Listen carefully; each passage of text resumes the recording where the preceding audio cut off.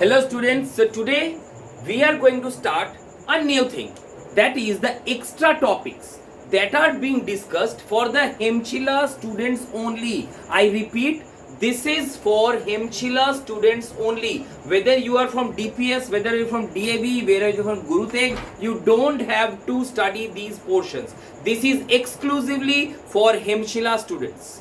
Okay, so basically what we are going to study today is atoms and the structure of atoms. That is, basically we are going to study the structure of atoms. Structure of atoms. এবার বলি atom কাকে বলে? Atom are the smallest particle of a matter. Atoms are the smallest particle of a matter which cannot be further divided. Atom K R further divide করা যায় না। আমি suppose এই silver, আমি একটা সিলভার চেন পরে আছি। এই সিলভারকে ভাঙলে কি পাবো? I will get a small piece of silver.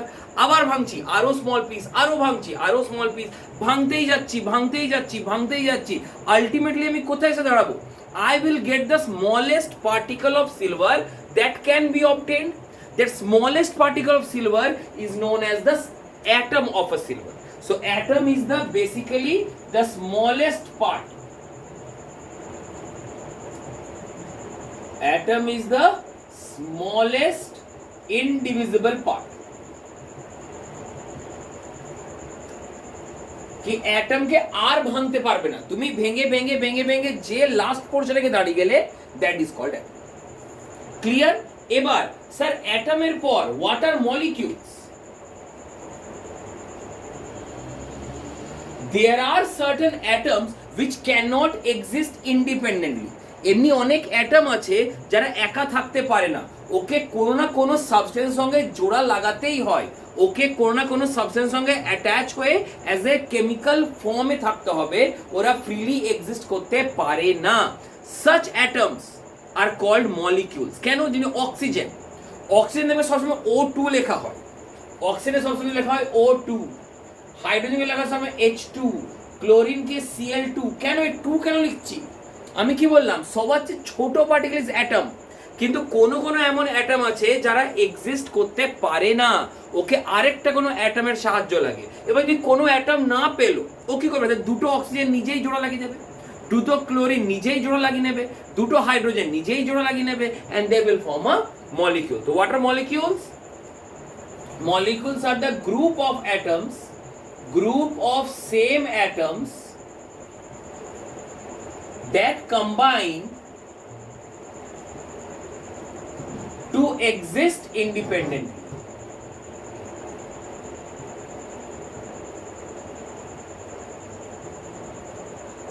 Okay, so this is what my molecules means. Molecules are the group of atoms, group of same kind of atoms that combine together so that they can exist independently.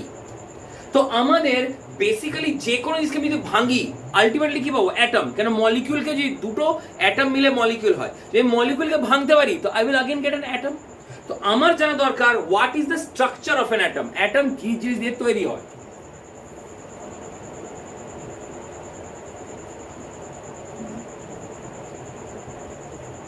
Atom basically is a spherical shape. Spherical মানে গোল বলের মতন shape. Okay, having the center of the atom being the heaviest and the positive part, this is called the nucleus. This is called the nucleus of an atom, and there are orbits that go around an atom like this.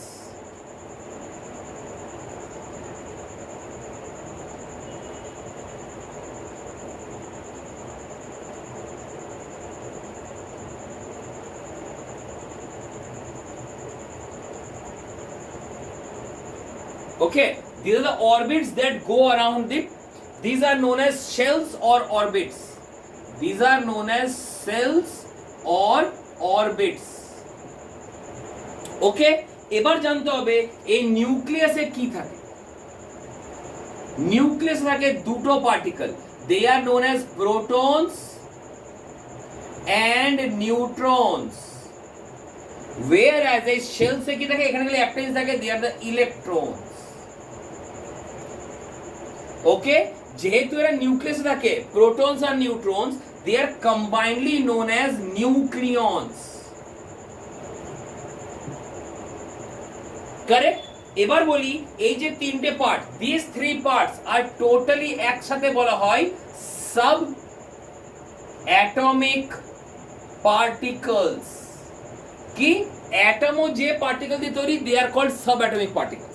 আগেই বললাম atom is the smallest part, যাকে তুমি further আর ভাঙতে পারবে না, কিন্তু অ্যাটমও তোমার ছোট ছোট পার্টিকেল দিয়ে তৈরি, যাকে বলা হয় sub atomic particles. They are electron, proton and neutron. এবার তাহলে তোমাকে ইলেকট্রন, প্রোটন, নিউট্রনের মধ্যে ডিফারেন্স জানতে হবে। কি ডিফারেন্স হয়? বেসিক্যালি তিনটে ডিফারেন্স হয়, ইলেকট্রন, প্রোটন এবং finally we move on to neutron.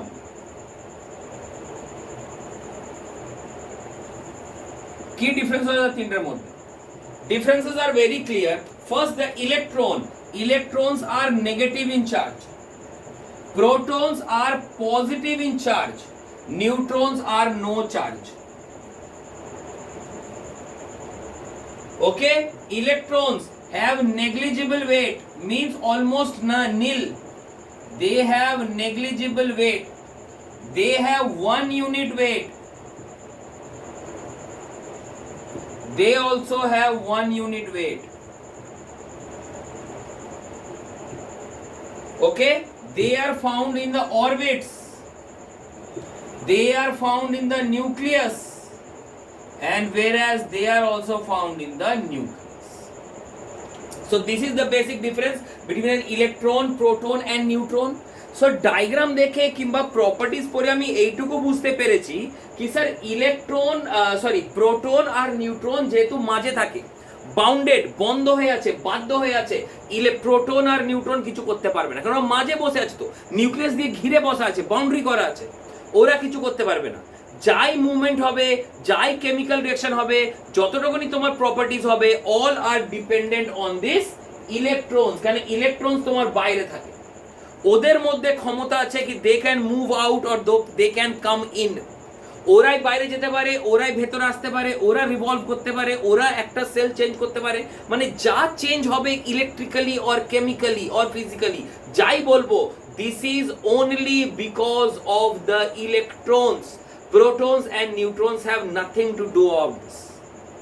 Correct. এবার so therefore the number of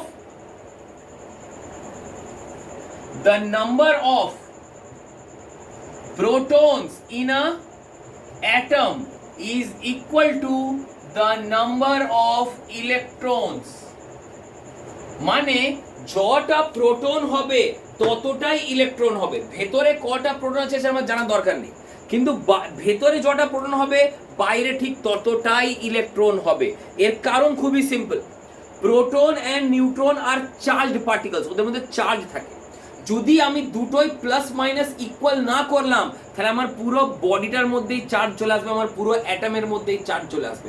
মানে যদি আমি কোনো অ্যাটমকে টাচ করি তো আমি শক খাবো।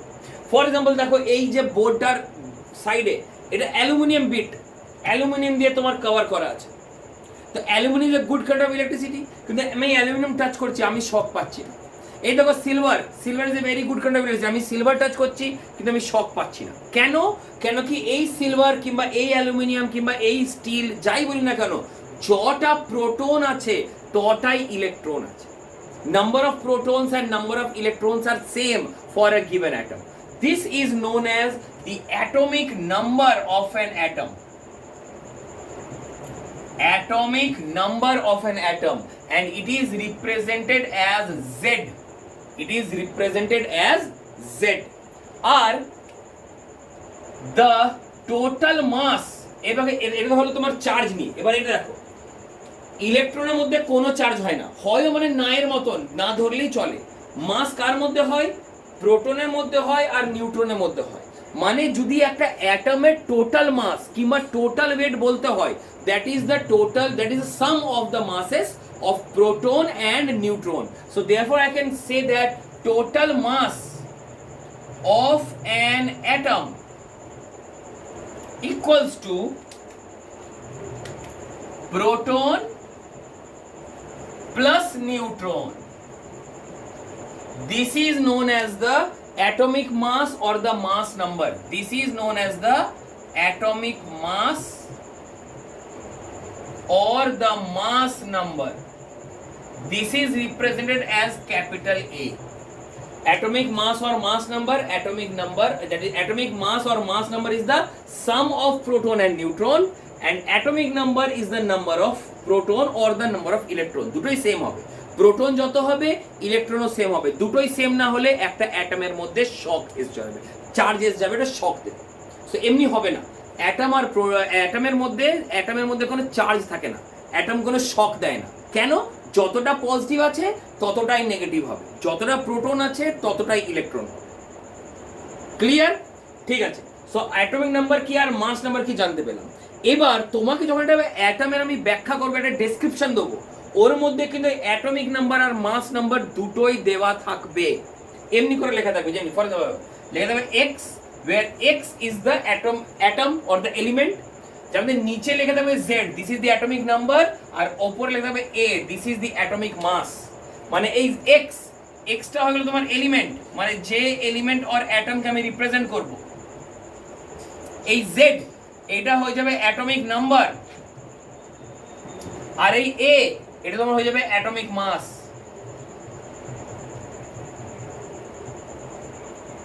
বুঝতে পেরেছো? একটা এক্সাম্পল দিয়ে বোঝাই। 17Cl35, 17Cl35 এর মধ্যে Cl মানে ক্লোরিন, কারেক্ট? এই 17টা মানে হচ্ছে অ্যাটমিক নাম্বার, আর এইটা তোমার হচ্ছে অ্যাটমিক মাস। কারেক্ট? তো আমি তোমাকে কি বললাম একটু আগে, কি একটা অ্যাটমের কিংবা এলিমেন্টের যাই প্রপার্টি বলি না কেন, যাই property, all is dependent on it's electron. Proton কিংবা নিউট্রনের উপরে কিছু ডিপেন্ড করে না, যা ডিপেন্ড করবে ইলেকট্রনের উপর ডিপেন্ড করবে। আর নাম্বার অফ ইলেকট্রনসকে কি বলি? নাম্বার অফ ইলেকট্রনসকে বলি অ্যাটমিক নাম্বার। এর মানে আমার যে এই রিপ্রেজেন্টেশন দিয়েছে, মানে তোমার এখানে অ্যাটমিক নাম্বার দিয়েছে, এলিমেন্ট দিয়েছে এবং অ্যাটমিক মাস দিয়েছে, এর মধ্যে মোস্ট ইম্পর্টেন্ট পার্ট হলো তোমার এই পার্টটা, অ্যাটমিক নাম্বার। সো দেয়ারফর আমি বলতে পারবো, therefore atomic number is the number of electrons. Atomic নাম্বারকে আমরা নাম্বার অফ ইলেকট্রনস বলবো, আর নাম্বার অফ ইলেকট্রনস এর উপরে আমরা এবার কোশ্চেনস করব, কি আমার যাই প্রপার্টি আমি খুঁজে বার করব, all will be dependent on the number of electrons. কি করে দেখো, our next topic is the arrangement of electrons or the electronic configuration. একটু আগে আমি পড়লাম কি the electrons are present in the outer shell or orbit. ইলেকট্রনসরা তোমার ভেতরে বাউন্ডেড নেই, ইলেকট্রনসরা বাইরে ঘুরে বেড়াচ্ছে। এবার স্যার কিভাবে ঘুরে বেড়াচ্ছে সেটা আমাকে জানতে হবে। এটা জানার জন্য একটা সিম্পল এক্সাম্পল বলি।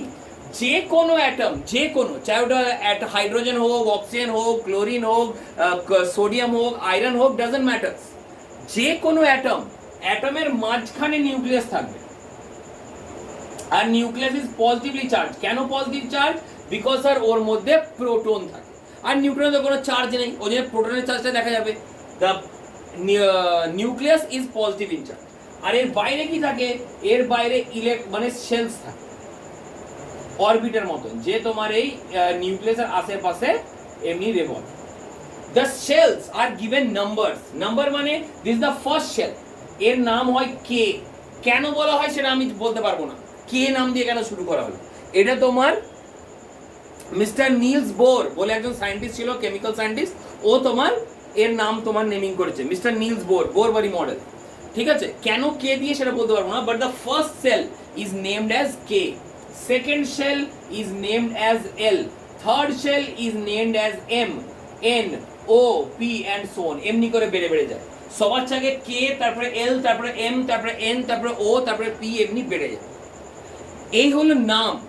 এবার কোন সেলে কটা ইলেকট্রন থাকবে, কোন সেলে কটা ইলেকট্রন থাকবে, তো এর ওদের থিওরি অনুযায়ী, কি করে থিওরি, এটা ডিটেইলসে তোমরা ক্লাস 9 এ পড়বে, খালি জানো কি করে অ্যারেঞ্জমেন্টটা হয়।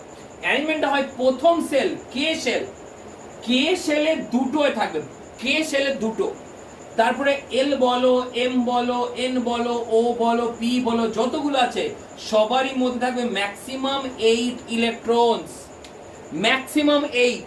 যাহা 8 হয়ে গেল, ইলেকট্রন কিন্তু ওই সেলটাকে ছেড়ে অন্য এই সেলে চলে যাবে। ঠিক আছে, সবার আগে ঢুকবে কে সেল, সবার চেয়ে প্রথম সেলে কটা ঢুকবে স্যার? দুটো, ফিক্সড 2। ওর থেকে কম হতে পারে, ওর থেকে বেশি হবে না। যাহা ওর থেকে বেশি হবে তো কে জাম্প করে চলে যাবে এল সেলে। এল সেলে কটা ঢুকবে স্যার? 8টা। 8টা হয়ে গেল, আবার তোমার নেক্সট চলে যাবে এম সেলে। এম সেলে 8টা হয়ে গেল, চলে যাবে এন সেলে। এন সেলে 8টা হয়ে গেল, চলে যাবে ও সেলে। And this how the electrons are going on filling and filling and filling. বুঝতে পেরেছো কেন স্যার 2 আর 8 কেন হচ্ছে? Because an atom become stable. Stable মানে কি না, বেশি ওর মধ্যে কেমিক্যাল ইনস্টেবিলিটি হয় না, ওরা চুপচাপ এক জায়গায় এক্সিস্ট করতে পারে only when there are outer electrons in the form of 2 or in the form of 8. This is known as octet and duplet configuration.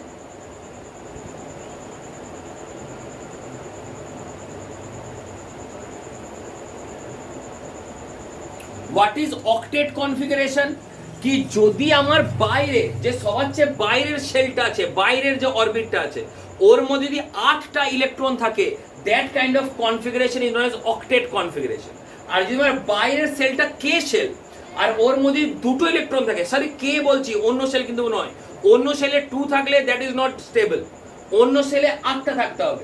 শুধু কে সেলে যদি দুটো থাকে আর ওইটাই একমাত্র outer most shell, so that is known as duplet configuration. এই অবস্থায় যদি আমার একটা অ্যাটম থাকে, ওই অ্যাটমটাকে স্টেবল বলা হয়। মানে তোমার কাজ কি হবে, কোনোভাবে by any method you have to make the outer shell as 2 or 8। Mind it, 2 will be only in the case of K shell and all the other shells will be 8. Correct? এবার তোমাকে ধরো আমি কোন একটা number of electrons দিলাম আর বললাম কি ভাই তুমি এই ইলেকট্রনগুলো ফিল করে দেখাও। তো কি করে ফিল করবে? Taking an example of chlorine. Chlorine কে লেখা হয় 17Cl35। এবার বলতো এখানে ইলেকট্রন কোনগুলো স্যার? নিচেরটা অ্যাটমিক নাম্বার হলো ইলেকট্রন। সো देयरफॉर আমাদের টোটাল ইলেকট্রন কত হয়ে গেল? টোটাল ইলেকট্রন হয়ে গেল 17টা। বুঝতে পেরেছো? তোমার কটা সেল হবে? সবার আগে কে সেল। কে সেলে কটা ঢোকে? দুটো, মানে 17 থেকে দুটো চলে গেল, কটা বাঁচলো? 15। এবার এল সেল, এল সেলে বললাম কটা ঢুকবে? এল সেলে ঢুকবে 8টা। তো 15-এর মধ্যে 8 চলে গেল, কটা বাঁচলো? 7টা। এবার তাহলে এম সেলে কটা ঢুকবে? এম সেলে ম্যাক্সিমাম ঢুকতে পারে 8টা, কিন্তু 8টা থেকে কম ঢুকলে কোনো দোষ নেই। ম্যাক্সিমাম ঢুকবে 8টা, কম ঢুকলে কোনো দোষ নেই। তোমার লাস্টে কটা ইলেকট্রন বেঁচছে? 7টা। তো এম সেলে আমার কটা বাঁচলো? 7টা। সো देयरफॉर আমার ইলেকট্রনিক কনফিগারেশন হয়ে গেল 2, 8, 7। বুঝেছো? নেক্সট বলা হচ্ছে অক্সিজেন।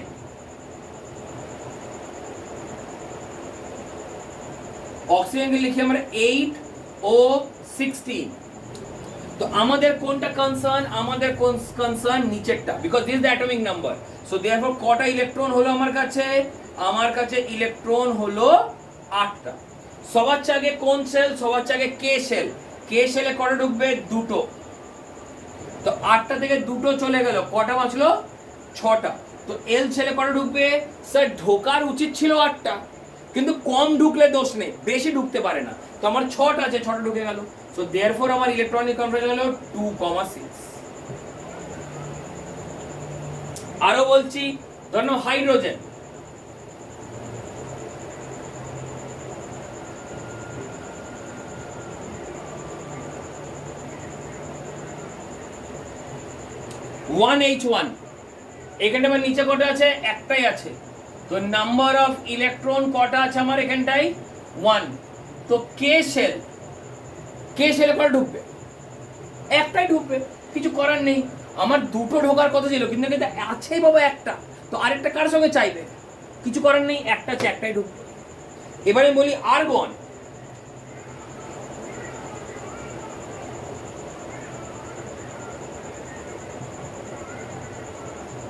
আর্গন হয় 18Ar40, মানে আমার কটা আছে এখানটায়? 18টা। তো কি করে ঢোকাবো? আমি এখানে লিখবো এখানটায় কে শেল 8টা, 10টা বাঁচলো, এই সরি কে শেল 2টো, মাই মিস্টেক, কে শেল 2টো, ওকে। এল শেল 8টা, 8টা বাঁচলো, এম শেল 8টা ছিল, 8টায় ঢুকে গেল, মানে এইটা হলো তোমার 2,8,8। বুঝতে পারছো? চলো সোডিয়াম দেখে নি, সোডিয়াম আর aluminium.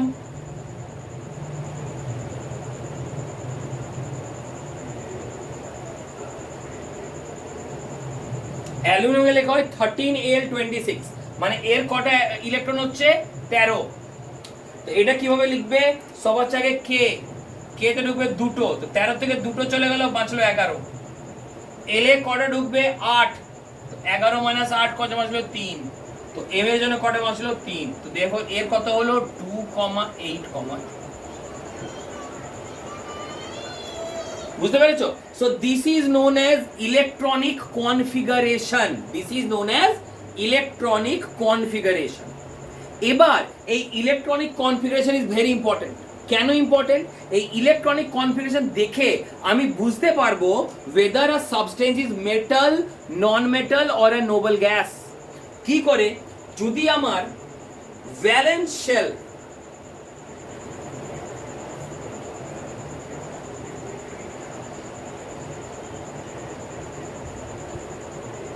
Valence electron, sir valence electron মানে কি হলো?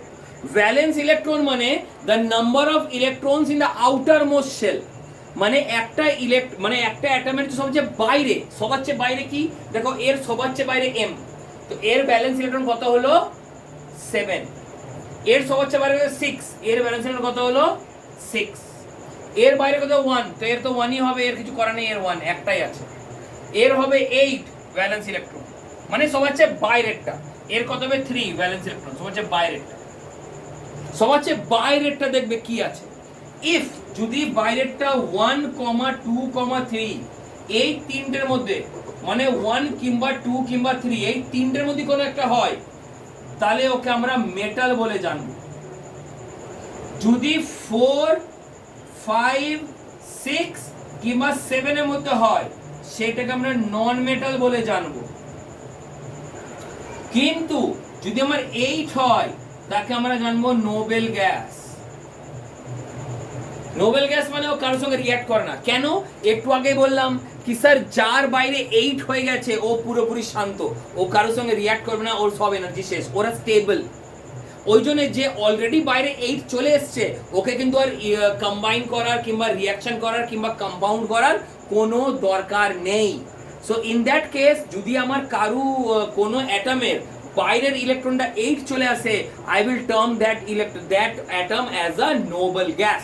তাহলে দেখো তো, এই যে ক্লোরিন বললাম, ক্লোরিনের বাইরে কি হলো 2,8,7, মাই ভ্যালেন্স ইলেকট্রন ইজ 7, মানে লাস্ট ইলেকট্রন 7, তো 7 কার মধ্যে পড়ছে? Metal, non metal, Nobel gas, sir non metal, so therefore my chlorine is a non metal. এই অক্সিজেন, অক্সিজেনের বাইরে কি পড়ছে? অক্সিজেনের বাইরে পড়ছে 6, তো 6 কার মধ্যে আছে? 6 আছে sir 4, 5, 6, 7, that is a non metal, so therefore এইটাও কত হয়ে গেল? এইটাও হয়ে গেল একটা নন মেটাল। আর্গন, আর্গনের লাস্টে কি আছে? 8, so it is a noble gas. Hydrogen, হাইড্রোজেনের বাইরে কত আছে? 1, 1, so 1 মানে কি? 1টা এখানে পড়ে, 1, 2, 3 মেটাল। বলে স্যার হাইড্রোজেন তো গ্যাস, মেটাল কেন বলছেন? আরে মনে করে দেখো, মেটাল নন মেটাল চ্যাপ্টারে বলেছিলাম না, any substance that give electrons is known as metal.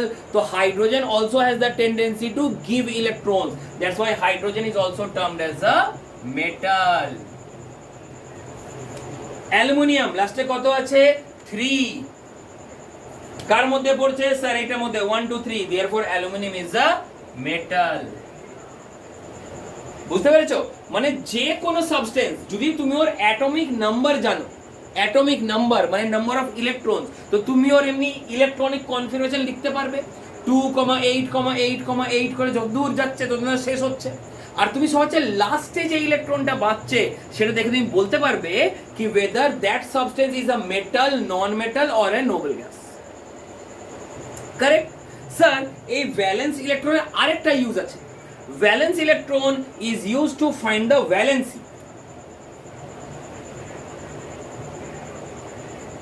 Valency কি করে স্যার? ভ্যালেন্সি কি করে বের হয়? যদি তোমাদেরকে লিস্ট পড়েছিলাম না একটা অ্যাটমস এন্ড মলিকিউলস এর সবই এক লিস্ট, ওর মধ্যে